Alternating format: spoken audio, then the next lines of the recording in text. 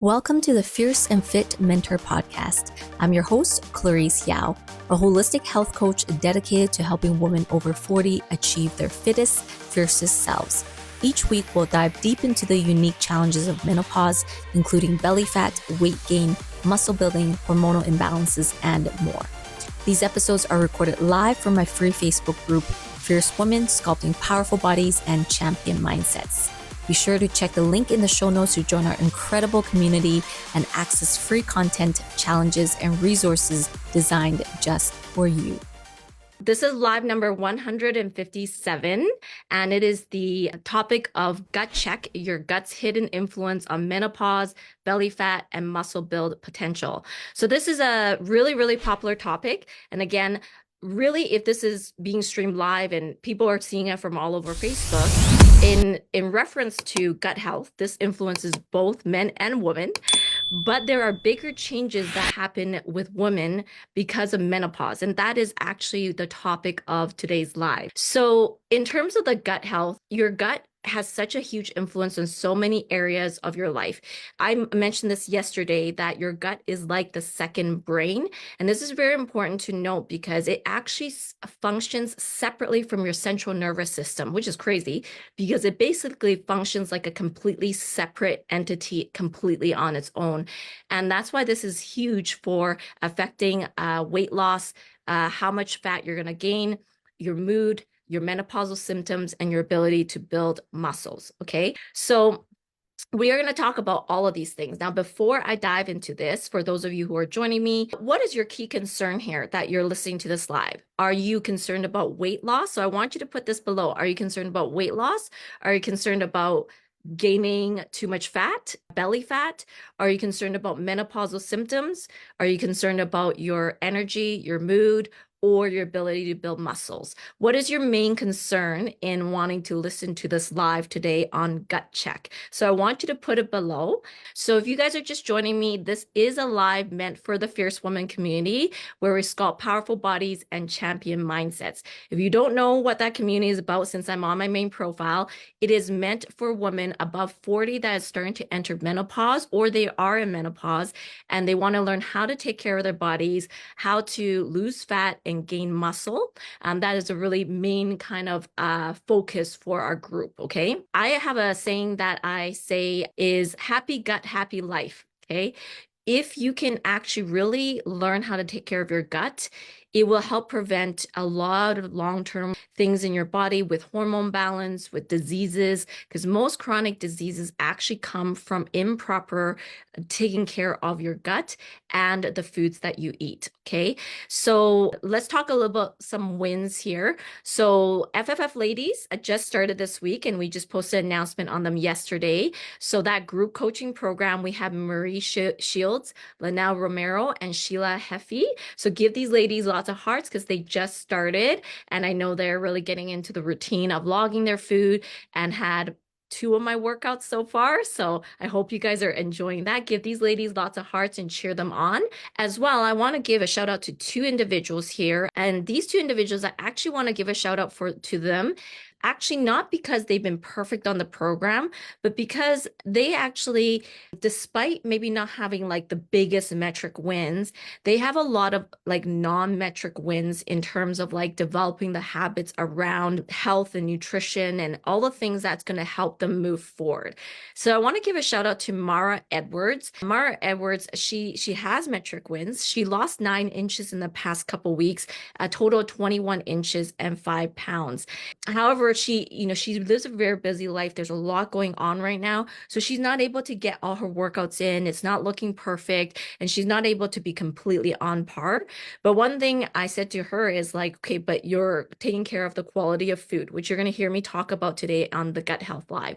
You're doing macro balances, which is really important. You know your inflammatory markers and all the things that she's learning, all the habits that she's doing is really helping her move forward. Her belly belly has come down to maybe belt sizes is the belt that she wears for her work, which is she's a massage therapist.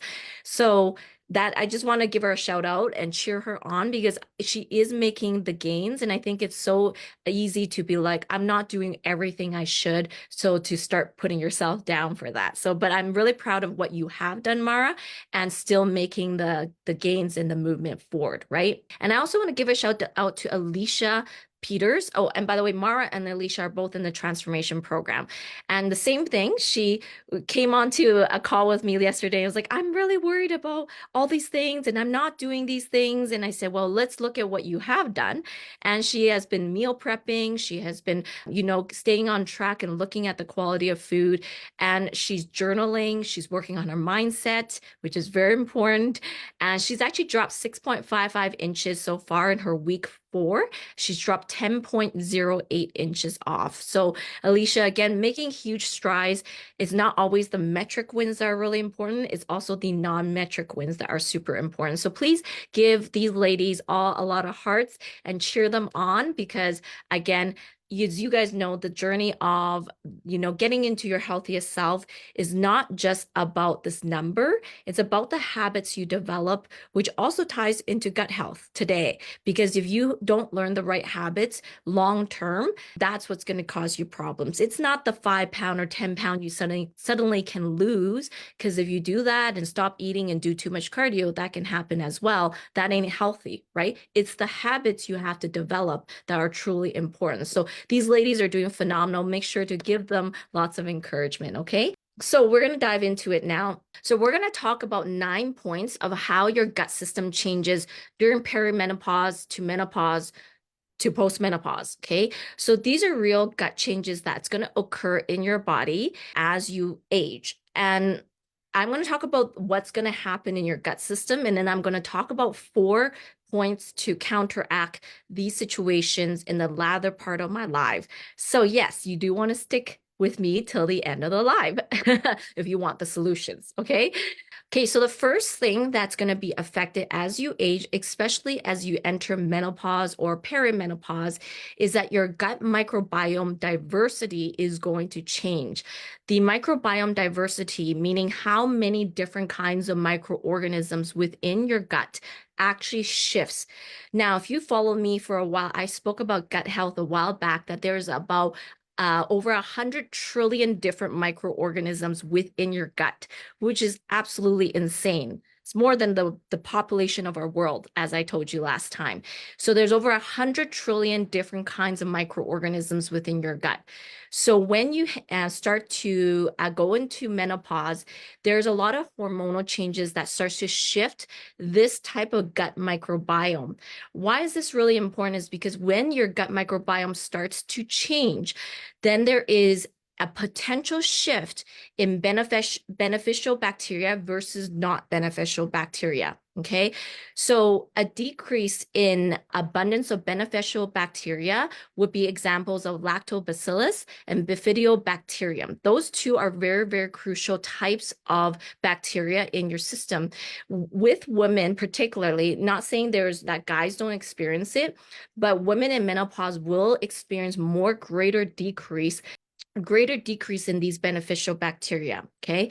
And there could be potential increase in harmful bacteria like, it's a very big name, Enterobacteriaceae. It's so big, you don't even have to try to write that down. But it's basically saying good bacteria decreases, bad bacteria increases. So I'm going to explain in the next 8 points why this change in microbiome is going to cause a lot of problems in your system if you don't deal with it, okay? But I just want to, in this point, talk a little bit about is on harmful bacteria. So harmful bacteria, like the one I named off, if it's allowed to proliferate, it can lead to things like, you've heard of E. coli in your system, salmonella. Those at high levels obviously will like really majorly affect you. Most of the time, it's not going to go that direction. However, it can also go in the direction of inflammatory bowel syndrome, right? So a lot of people I know experience things like inflammatory bowel syndrome. It can create antibiotic resistance in your body, meaning it doesn't work with antibiotics anymore. It can cause mutations of cells within your gut system, as well as UTIs, which is urinary tract infections. Okay. So this is why this is really important, that the balance of your microbiome is really in a good balance, because it will affect hormones and this type of bacterial situation in your gut. Okay. So and what I'm going to say is the next 8 points relate to the balance of microbiome and its impact on your body. So I'm going to explain this a little bit further. Okay. So number 2, okay, is improper gut balance will impact, or improper gut balance, or you heading more into menopause, is going to impact estrogen. Okay, so this is very important because there's estrogen receptors in your gut. Okay, they are all throughout your gastrointestinal tract, and they help metabolize estrogen. So if you have an imbalance of certain kind of bacterial things within your system, you potentially will impact how effectively your body can metabolize estrogen in your gut. What does this mean? If you have a negative or a decreased ability to metabolize estrogen, then it means that there is potentially more estrogen that's going to get recycled back into your bloodstream.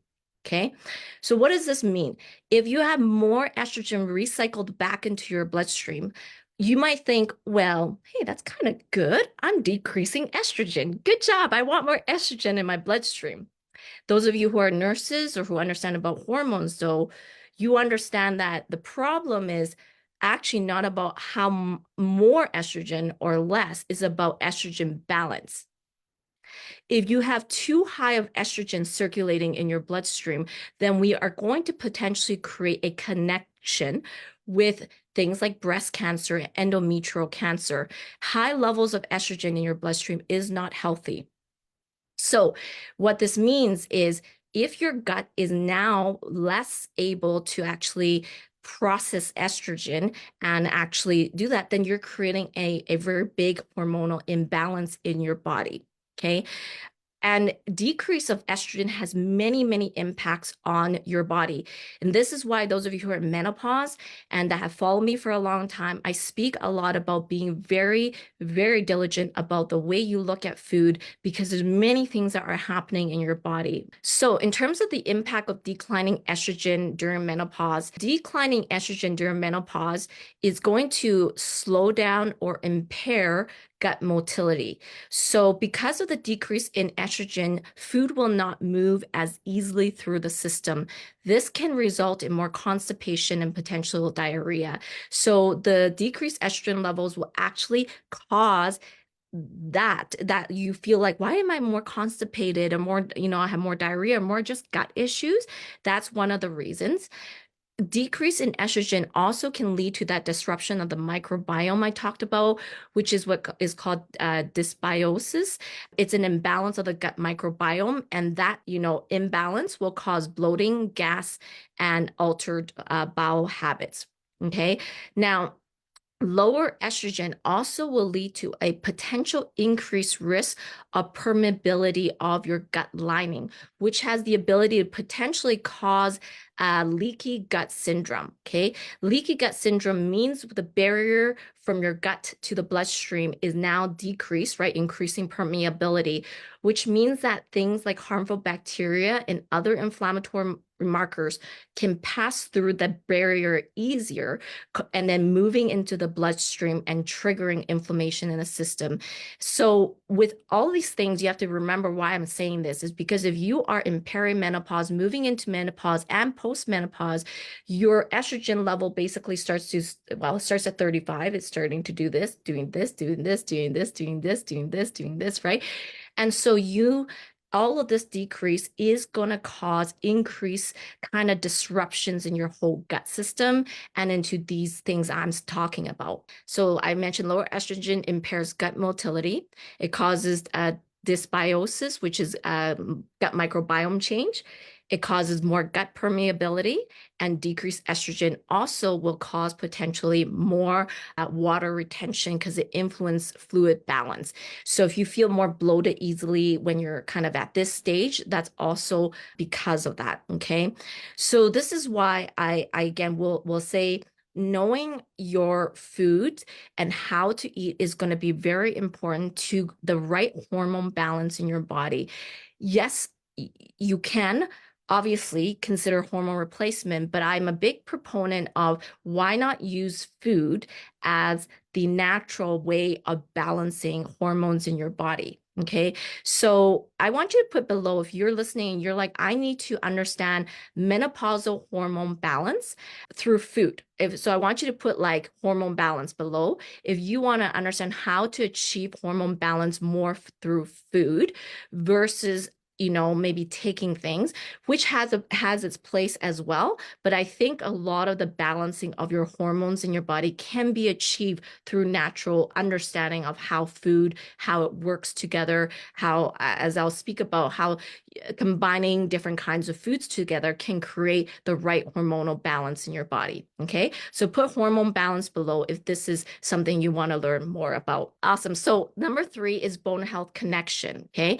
So and there's a lot of research kind of starting to look at how gut health influences bone density. Okay. So within your gut system, there is certain gut bacteria that will actually kind of produce short chain fatty acids. Okay. Short chain fatty acids actually relate to helping you absorb calcium. Short chain fatty acids come from a lot of different fibrous foods. And that's why you might hear a lot of the experts talk about eating large amounts of fibrous foods to help with this. So short chain fatty acids increase your ability to absorb calcium. And so again, number 3 in terms of bone health connection is more about like just understanding why you may have an increased risk of weaker bones as you age because it's influenced by the gut and what you eat. So that's my point here. That's why you see a lot of women start to get those types of things. There might be a genetic factor to it, but there's a lot around what they're eating that influences how strong their bone is, right? In terms of wanting to understand more about the quality of food, in regards to this number 3, you then have to understand prebiotics and probiotics, which of course, there's a lot of research done on prebiotics and probiotics. But if you want to understand better quality of food, I do want you to put quality of food below, which influences your gut bacteria. Okay, so put quality of food below. Okay, we're going to move on to number 4 is mood regulation. So your gut is connected to the gut-brain axis. Okay, so the gut-brain axis connects the gut and the brain bidirectionally, meaning it moves both direction. Like the brain can communicate to the gut and the gut can communicate to the brain. And there's a big series, there's a very complex pathway, right? This whole axis. But changes in microbiome here will cause mood changes and changes in your cognition. So if you are moving into menopause times, so again, anybody above 35, you're entering perimenopause. If you're 40, you're entering perimenopause. If you're above 50, then you might be starting going to menopause. Okay. So you might experience mood swings, irritability, anxiety, depression. These things are not sometimes necessarily just you. It could be that you're going through all of these changes in your hormones, which is affecting also the gut microbiome in your body. And that is causing a shift in the signals that are being produced to your brain. It's more complex than that, but that is a connection, right? A connection that we need to keep in mind. So did you know that your gut houses a crazy amount of receptors for serotonin and many neurotransmitters, which is crazy because your brain houses lots of neurotransmitters and things like serotonin, which is mood regulation, making you feel good. But your gut has a huge amount of those. And so think about this. If your gut actually does not have a right balance, you're going to affect a ton of those neurotransmitters and the serotonin and all of these hormones. And that's why if you are if you feel like your mood is off, or you're kind of like more irritable around this time, this has a lot to do with making sure the balance of your gut microbiome is there. Okay. Does anybody experience mood swings, irritability, or anything like that? Kind of in this age range, I want you to put it below, because it has a big connection to your gut microbiome. Okay. Number 5 is inflammation and immunity. Okay. So this is a big topic. If you follow me for a long time, you also know I have lots of things to say about inflammation. Okay. So when your gut experiences an imbalance, okay, which we talked about why this is happening, the imbalance in your gut will trigger low-grade inflammation in your system. And this low-grade inflammation in your system will increase your menopausal symptoms like hot flashes and joint pain. Okay. So if you have intense menopausal symptoms like night sweats, hot flashes, joint pain, these things will tell you something needs to potentially be corrected within your gut system. Okay. And obviously, the disruption of kind of the hormone pathways, it will affect your immunity, your hormone metabolism, the gut barrier function I talked about. And the biggest thing here with inflammation is when you are entering menopause or when you're older, this is why you have to be more conscious about the foods you eat. Yes, you could eat, like, not that you can't have pizza, but maybe when you're younger, you ate a whole pizza and you were fine. And then suddenly you're like, I can't do that anymore. My system doesn't allow me to do that. That's why, right? Things are changing. You're not able to handle the inflammation from let's say the sugary things you're eating, or like the pizza or whatever things. There's a lot with inflammation kind of markers. This is the reason why you have to be more conscious, and you have to learn what your inflammation markers will be. And also I'll say one more thing. I think I have it further below, but one of the things is not always everything is inflammatory. I just call it inflammation markers because of what it does to your system. Some ingredients and some things in your food, it's not that it immediately causes an inflammation spike in your system, but what it's doing is it's causing an alteration of your microbiome. So when it alters your microbiome, that's what I'm concerned about. Because if it alters your microbiome, then the result of the altered microbiome then alters all of the signals following that. And that's what I teach in my programs. And the ones who are doing my 21-day anti-inflammation program, that you're learning tons about this is why.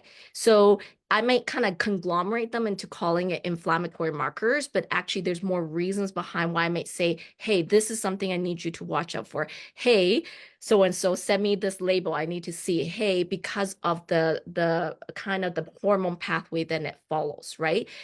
Put inflammation below if you know, or if you want to learn more about what are inflammatory markers and what are sort of the things that may disrupt your system more. Put inflammation below. Okay.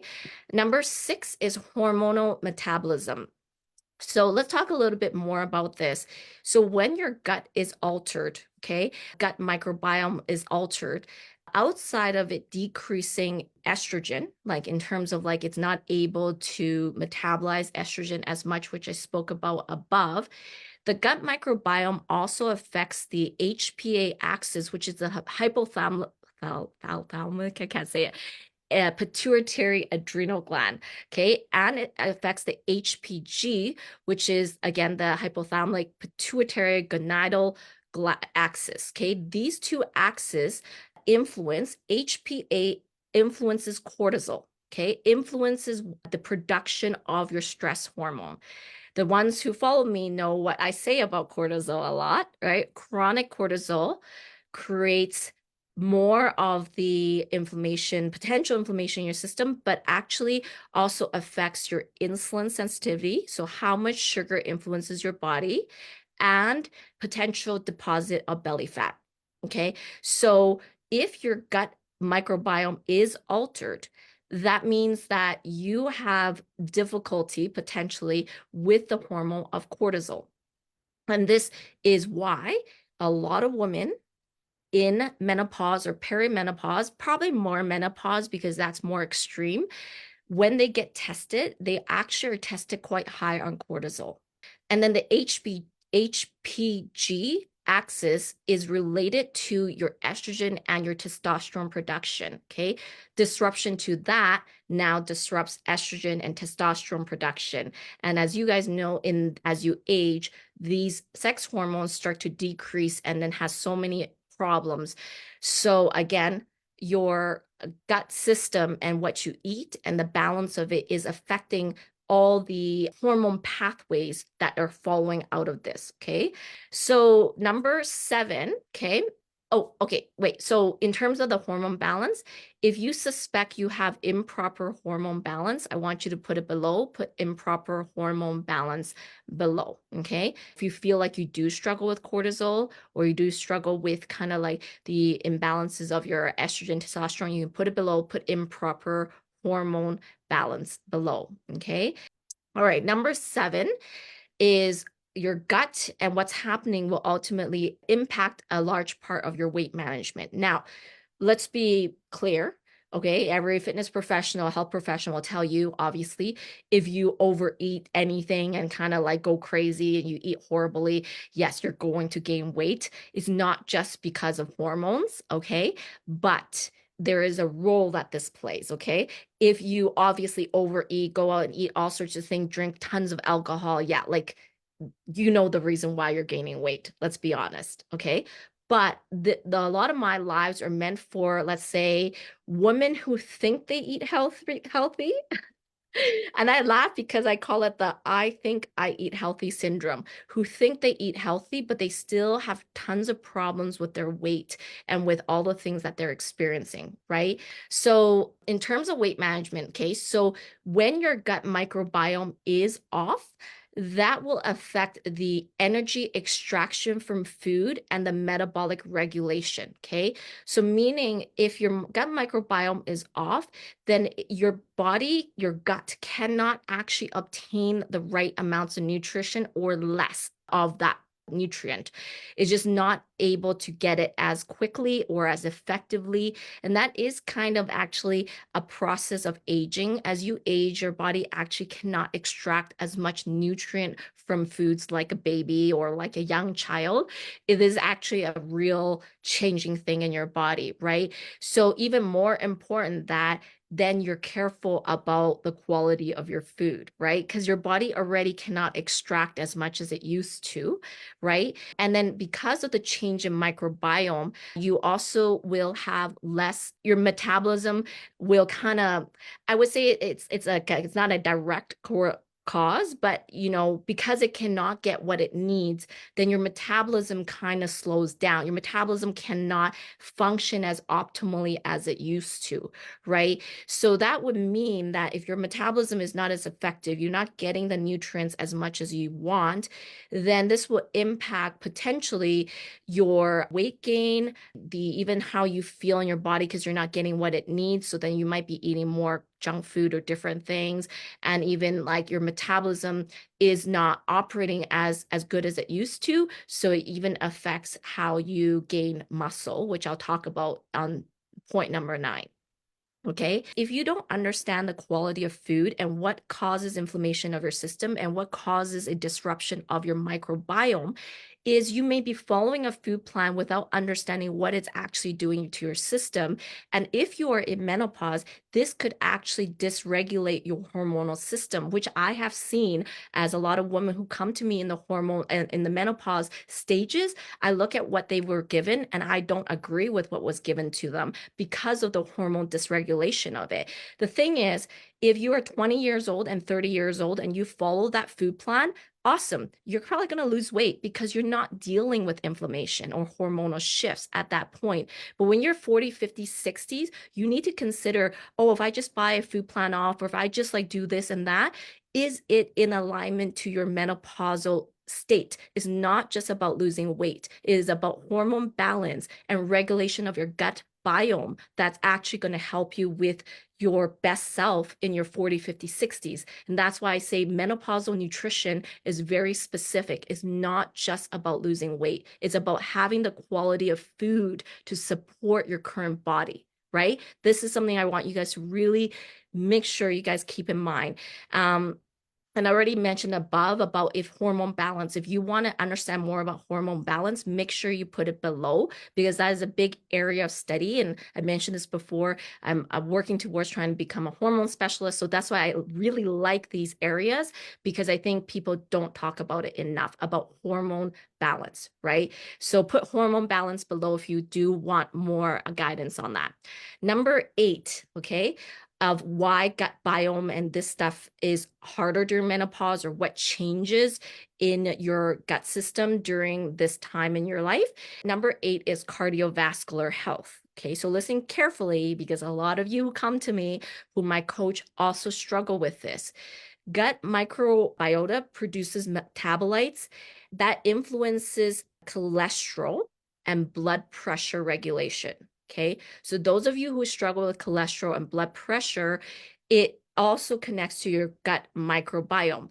Again, I'm going to state, if you eat lots of tons of like high cholesterol fatty foods, of course you're going to get that. But what I'm saying is, why is there higher propensity for someone older to actually experience more cholesterol situations and higher blood pressure situation? Especially I have women that tell me, they're like, I'm so surprised I got like high cholesterol or high blood pressure. I thought I was eating healthy. And again, yes, good job eating healthy, what you think over here, but are you addressing your gut microbiome, and are you addressing the hormonal balance of your gut system? That's also very important, right? So cardiovascular, does anybody struggle with cholesterol or high blood pressure here? It's actually quite common as you age. So does anybody put cholesterol below, or blood pressure if you struggle with high blood pressure? Number 9, and then we're going to move into some of the solutions, okay? So number 9 is how it impacts your ability to build muscles. So in terms of having a healthy gut, how does this influence your ability to build muscle, or having an altered gut biome during this stage in your life? Okay, so in terms of building muscle, this actually has to do with, well, your microbiome really determines how much absorption of nutrients you can get, right? And one of the key things you need is protein or amino acids to be able to actually nutrient like absorb, right? So like a healthy gut can absorb these things really well, but an unhealthy gut cannot absorb this well. So what I would say is that as you enter menopause, you may not have as big as good of an ability to absorb the right nutrients, and nutrient absorption is decreased. So this does actually affect your ability to build muscle. And again, that's why selecting the quality foods, and I spoke about this before, right? Not all protein are made equal. You know, you eating beef jerky definitely is not the same as having a quality piece of meat. And there's more, right? There's more. It's not just that, but not all protein is made equal. So since your body is already decreased in its ability to absorb protein and nutrients, you have to make sure you select very carefully higher nutrient density foods. A problem with a lot of menopausal women is they're very busy. So they're like, I don't have time. And they're just eating things quickly. Or, you know, I'm not going to talk about shakes right now, but, you know, I have a thing about shakes. But like, you need to just select proper nutrient dense foods so that you can have more ability to build muscle. Okay. But that's one of the reasons why as you age, you have a less ability to build muscle. There's more to it too. Like your cells are not as good at absorbing kind of the signals for building muscle. It's more complex than that, but I'm simplifying it. So second reason about why it's difficult to build muscle is energy production. So your ability to produce energy kind of starts to decrease as you age. And that's why, again, you have to choose foods carefully. So one of the things that produces more energy and that helps with metabolism is short chain fatty acids. That is not from fats. Those are from fibrous foods. So that's why knowing how you need to combine your macros together is important, because SCFAs, short chain fatty acids, actually really help your body produce the energy that you need to exercise. So again, a lot of people don't know this and they don't eat their quality of foods properly. They don't combine their foods properly. Therefore, their energy production and their ability to build muscle greatly decreases. Number 3 is inflammation, relating to inflammation. So because this stage of life, you have a higher level of inflammation happening in your body, the inflammation hinders your ability to repair muscle and muscle growth. So what's the solution to that? Even before I get to do the solutions part, control inflammation, right? Clarice always talks about controlling inflammation. So because if you don't control inflammation, it hinders your muscle repair and growth process. So if you hear me talk about inflammation, why did I build a whole program called the 21-day anti-inflammation system? Colleen and Kathleen, you guys both are doing that right now, because I know that you need to learn to control inflammation as a big part of even trying to build muscle. And then number 4, hormonal balance is, so the gut bacteria, like I said, metabolizing estrogen and testosterone and all of that. So like I said earlier, if there's an imbalance, you're not going to be able to metabolize estrogen as well and even testosterone.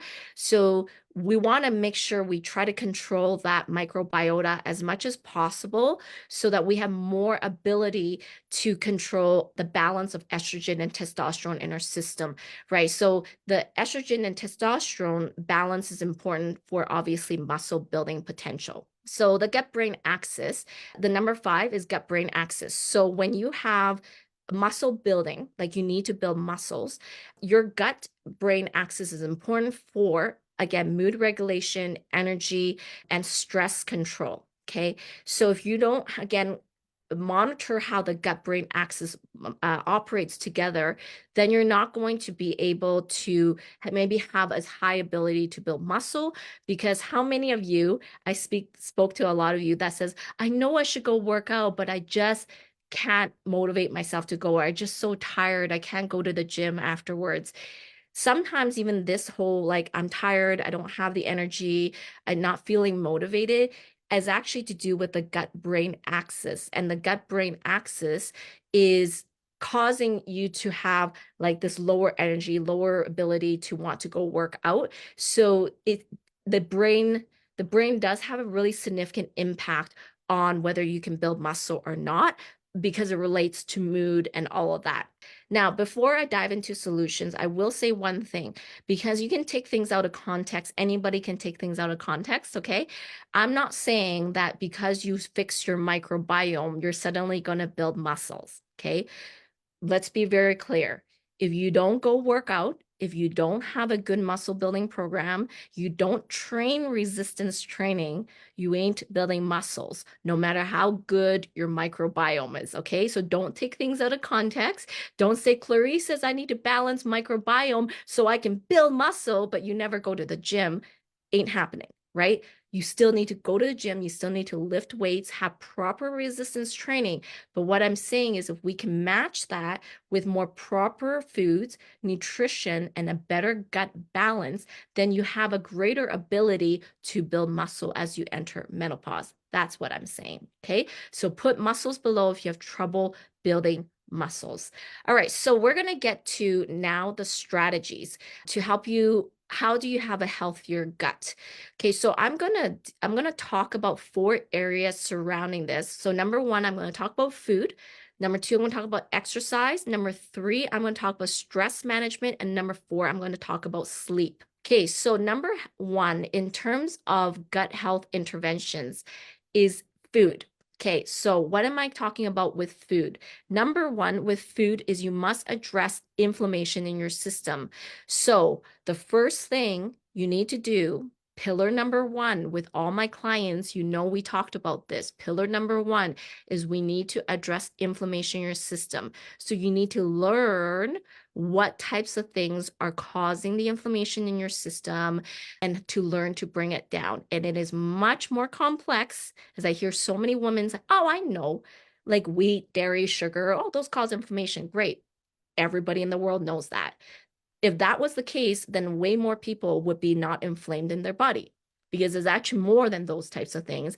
And people always tell me, oh, I know what inflammation markers are. I'm like, really? Because the list goes on for a long time. What causes inflammation? Again, what all those things are is a more than just inflammation. It's what it's doing to your gut microbiome. So to give you an example, Colleen, you're doing my 21-day anti-inflammation, and Kathleen as well. And then some of you in the program have heard me say it. If I haven't addressed it yet, it's going to come up. Like things like sugar alcohols with the O's in the end, right? Erythritol, what else? Dextrose. What else? There's a lot of O's at the end of it. Sugar alcohols are known to alter your gut bacteria. Yes, they are advertised as a way to say, hey, it doesn't spike your glucose level, so therefore it's better than sugar. So therefore you're healthier because it's not spiking your sugar level. But what they're not telling you is that it alters your gut microbiome. And I just explained to you in 9 points why the alteration of your gut microbiome has massive impact on your body. So is sugar alcohol inflammatory? No. But I'll call it an inflammatory marker because of how it alters your gut bacteria. So this is why I say xylitol, mannitol, all of these things, right? So this is why, in terms of talking about solutions, if you're asking me, well, what are all the inflammatory markers? Well, that's why you need to be taught, and you need to be taught what specifically these things are to address inflammation in your system. Like I said earlier, one of the top reasons people have diseases is actually due to not controlling chronic inflammation in their system. And as you age, your body's ability to deal with chronic inflammation decreases. And that is when the presence of diseases increases, and then the expression of what you're genetically predisposed to increases. Because yes, some of you are more predisposed to certain health conditions, but it is the expression of it that is the problem. The expression of the inflammation, or caused by the inflammation, that's the problem. Okay, I want to make sure we're really, really clear. So if you're like, I need to understand inflammation, I need to understand like what alters my gut bacteria, all these things, I want you to put inflammation below. So continue with food. So if you're like, I need to learn about inflammation, put that below inflammation, okay? Number 2, we're still on the topic of food, is you need to learn about quality of food. I say quality of food from macros. And yes, I will say I'm biased because I like macros a lot. Can you learn the quality of food without addressing macros? You can, but you're going to shortchange yourself a lot in the understanding of quality of food if you don't kind of approach it from a macro standpoint. You can though. So like I'm just saying, I am biased because I'm biased towards macros because it's worked really well and worked really well in teaching all my clients how to understand quality of food. So in terms of understanding quality of food, you need to understand what types of foods are going to be, let's say, good for prebiotics, which feed the beneficial gut bacteria, and what kinds of foods are good for probiotics, which is then feeding the bacteria in your colon system. Okay, so we want to have good prebiotics, probiotics, and that in itself is one of the major things. But then it's making sure we have this, which is part of the carb class, right? Fibrous carbs are carbs. So then it's understanding how we need to combine carbs with your protein and with your fats. So why is this important? Okay, so again, I know there's a lot of information. I'm speaking very fast because otherwise I can go on for 2.5 hours about this. And oftentimes I pack this in this live so that if you need to go back and study, you will know. But it's like, if you focus on prebiotics and probiotics, that is really awesome, right? Because you're going to be able to actually have more short chain fatty acids production, fibers related to estrogen receptors in your gut. However, if you don't combine proper protein, you're not going to have muscle building potential. And if we don't combine proper fatty acids, we're actually fat hormones, steroid hormones, then we cannot absorb proper nutrients and vitamins. And fats are related to hormone steroid production, which is estrogen and testosterone. So without making it super complicated, what I'm saying is like, if you say, hey, I want to, yeah, I know I need to learn quality of food, but you don't learn macros, then I'm confused. How are you fully understanding protein, carbs, and fat, and the role that protein, carbs, and fat play? right? So this is and I am biased. I already said it because I'm biased towards macros. I am biased with macros. Macros, though, what I will say is when you fully understand macros, which Nikki, you asked above, you said like what's the combination is you need to know how to combine protein, carbs, and fat to have the optimal nutrition for your body. And this is really important because because every macro relates to a different hormonal production or a different signaling in your body. And that's why I'm so maybe adamant on it. And you know what? You can learn macros without getting into major numbers. Although once you get into numbers, then you increase your accuracy. So it just depends on how much accuracy you want to produce with your macros. But learning macros doesn't necessarily have to mean numbers. It just means learning your quality of food. Okay. So yeah, so put below if you're like, I need to learn macros or quality of food, because that's another big solution to making sure there is a better balance in your gut system and in your hormones. So I'm going to take a moment to talk a little bit about probiotics, because I talked about, prebiotics and probiotic foods, which, there's a lot, even if you look it up, prebiotics are things like onions and apples and oats and things like that. Probiotics are like a lot of fermented foods and things like that, right? But I do think that because normally, or maybe the way to say it is when you're in menopause or entering menopause, the gut system is already not functioning as balanced as it used to, right? Because I mentioned estrogen is dropping, all these things are happening. It really is beneficial to consider taking something that potentially can balance your bacterial balance. And obviously you can consult your doctor for that and all of that. And some people, maybe there are some people that may not benefit from it. So this is all on an individual basis. But what I will say is if you can find a really good probiotic that actually reintroduces the right strains into your gut system, that will greatly balance your probiotic, your bacterial balance. Okay. And so there are some things you need to look for in order to understand if it is a good probiotic. Okay. A good probiotic has a diversity of strains, meaning it actually has a large amount of diversity. Okay. This is really important because your gut has over 100 trillion strains, but there are some of them that are the main ones, which I talked about above, where you start to lose it as you age. So you want to make sure it has a large diversity of strains. You want to make sure that it is heavily tested so that it is backed by a very strong research background, because you want to make sure that whatever probiotics you're taking has been researched and tested effectively. You want to make sure that it has strong stability in your gut system. Okay. The strong stability in your gut system is not just about buying any probiotics on the market, because those probiotics could be dead by the time they enter your system. You need them live entering your system. But that's not enough. If the probiotic enters your system and it's live, but it gets killed in the process moving through your gut system, because your gut system is very acidic, right? It's meant to digest food, then it's not alive even as it enters the colon. You need probiotics that is actually alive as it enters the colon. So there's something which I call, in a lot, the probiotic that I do recommend is called the stay alive technology, where it stays alive to get to your gut, right? And I think this is the thing is like, you have to know what you're looking for. You need to look for quality. And so for those of you who are listening, if you do feel like you need like a good probiotic, I want you to put probiotic below. And obviously there's a certain one that I really believe in, but even if not, just the things I mentioned, you need to know how to look for a good probiotic and not just any probiotic. Okay. And if you're not a fan of probiotic, that is okay.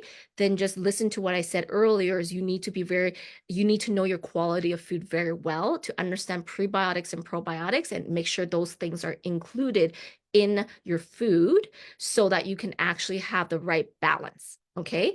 Okay. So that's solution number one, which is understanding your food. Okay. Solution number 2 is regular exercise. So regular exercise in regards to gut system and all of that, it's no specific exercise that's going to help your gut system. Just exercise is what you need. So what I will say is you need to make sure you're moving regularly, making sure you're doing something exercise-wise, because gut health relates to not constant, but movement, so that your gut has the right motility to move food through its system, right? So just, I would say any kind of exercise is good if you are to move and getting regular movement in your day, if you are at a desk or sedentary or sitting a lot, okay? But I will say, I'm going to say I'm biased again, okay? Because I like muscle building. I'm biased to muscle building because I will say muscle building increases your metabolism, right? When you have more muscle, 1 pound of muscle burns 52 calories and 1 pound of fat burns 2 calories. And those of you who follow me know that.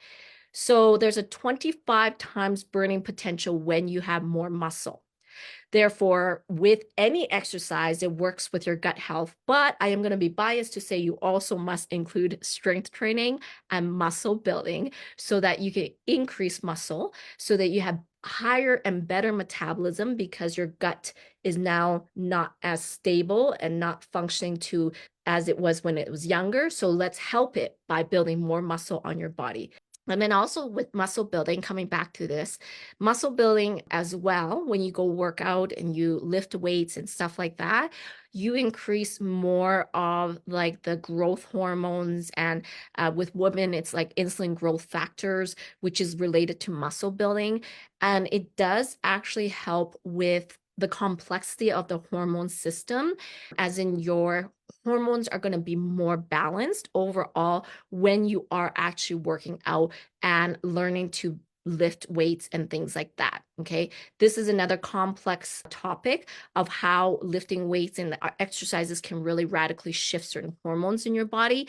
But just to keep it simple, make sure you exercise regularly and try your best to get a good muscle building program that is for menopause women, that doesn't spike your cortisol. You want to be very careful about cortisol production during this stage of your life, right? So if you, again, listening and you don't have a good muscle building program, put menopausal muscle building program and we can reach out to you. Okay. So menopausal muscle building program. Number 3 solution is stress management. Okay. Stress management. So in regards to actually balancing your gut system, stress plays a massive, massive role. Okay. So learning how to control your mindset, okay, and actually like finding ways to decrease stress, like meditation and yoga and those types of things, are really, really important. Okay. In terms of stress management, there's ways to decrease stress, but let's talk a little bit about why it's really important to control this, okay? So I gave a shout out to Mara and I gave a shout out to Alicia, because Alicia, if you're on here, I gave you a shout out at the very beginning. And both of these ladies in our coaching session, we talked about mindset. We talked about how to control here, because here's what happens when you don't control your mindset and your stress level goes up and you start to stress about all the things you're not doing right, all the things that I don't know how to eat or all these things. And that's why what I say is, if you're always guessing, that's a lot of stress. Take the stress out, get on a good program that teaches you what to do so you stop stressing, because this is what happens when you stress. Okay. Number 1, if you stress, your gut motility changes. So the contraction of food through your system actually slows down. When you stress, your body cannot move food through the system as well. Okay. So that already alters your gut motility. Number 2, when you stress, it changes your intestinal permeability. So when you stress, your body will become more like permeable, and that leads to leaky gut syndrome, potential leaky gut syndrome. So I spoke about this earlier. So stress can cause the potential for more inflammation in your system, because you are allowing more like food to move through the bloodstream, like from the intestines to the bloodstream. So this can cause more inflammation.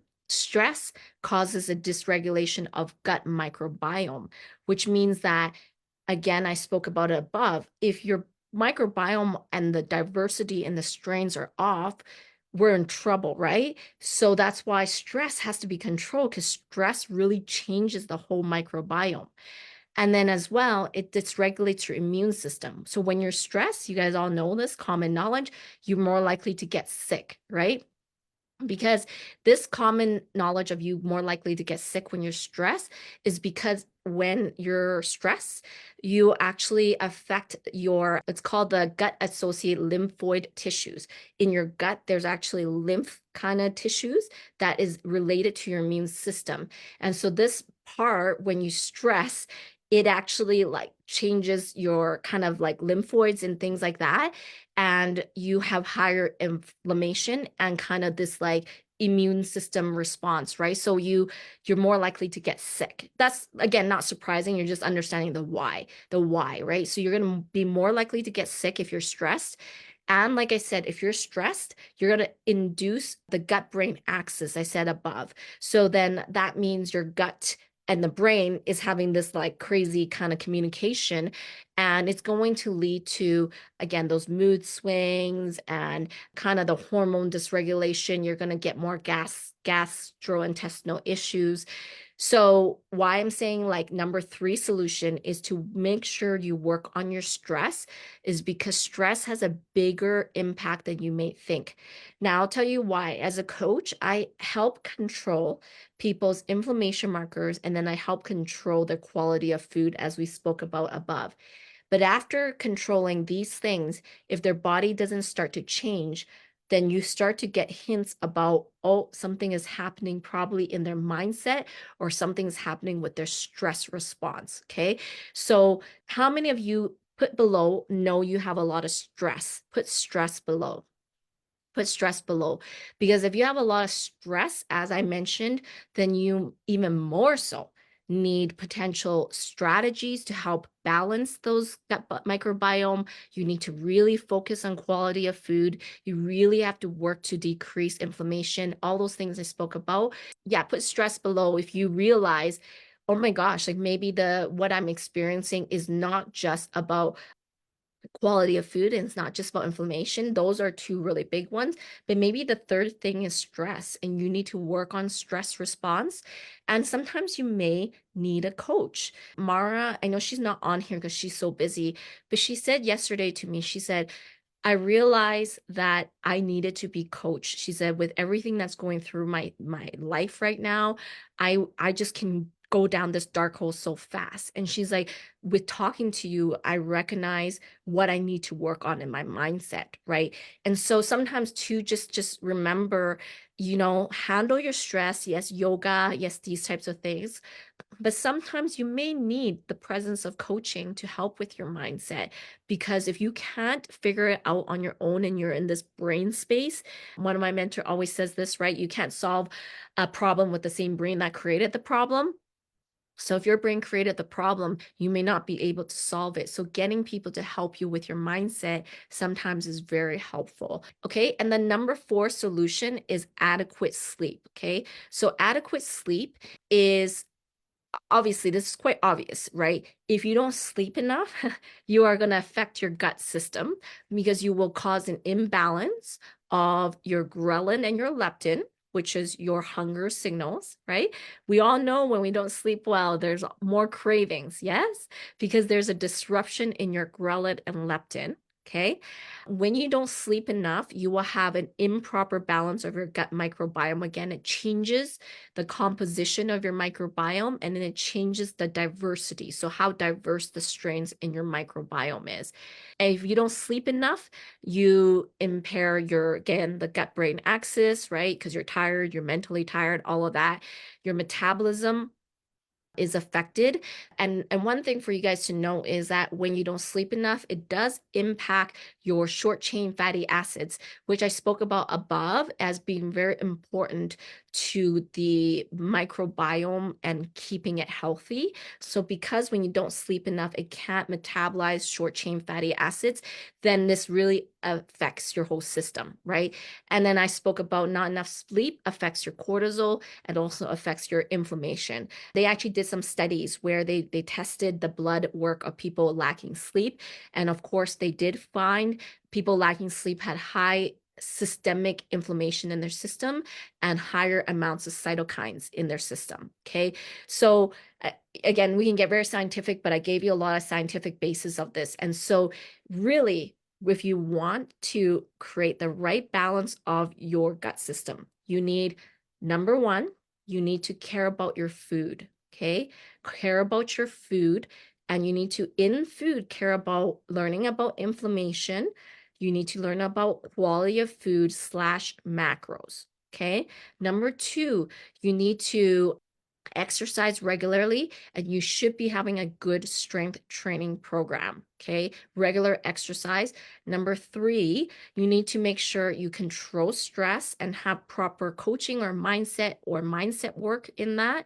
And number four, you need to make sure that you have adequate sleep. You need to really have good sleep quality to ensure that you have the better balance of your microbiome. Okay. Now, I will say one more thing about sleep. Okay. For those of you who struggle with sleep, who here struggles with sleep?